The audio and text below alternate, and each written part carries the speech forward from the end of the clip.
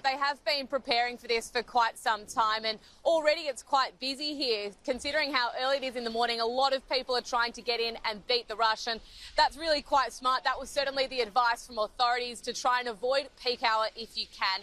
Today, across New South Wales, we'll see 20 teams of security and marshalling officers. They'll be deployed to stations like here where I am at Wynyard, Hurstville, Blacktown, Chatswood, Wollongong, Newcastle and the Blue Mountains. They'll be making sure that people keep moving and they're adhering to social distancing guidelines. We've seen cleaning ramped up across the network, an extra 132,000 hours of cleaning across the network since March.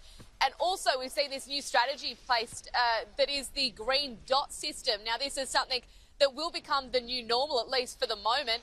That's where commuters will be able to be seated in an area that has a green dot, and that gives them enough distance from their other passengers.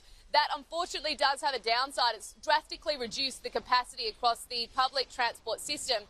On buses, only 12 people will be allowed at once. Of course, that does double to 24 if it's a double-decker bus. We also know that train carriages will be limited to 32 people. So it is certainly going to be a more congested commute to work today for a lot of people that are going back to work, and a lot of school children as well who are returning to full-time face-to-face learning. Now, not only that, because a lot of people will be opting to drive themselves to work in a bid to mitigate the risk of the spread of coronavirus, there's going to be a lot more people on our roads. It's something that Sydney hasn't seen for the past few months. We are expecting to see quite a bit of gridlock this morning. Because of that, the state government has set up pop-up car parks around the CBD for extra people that might be driving.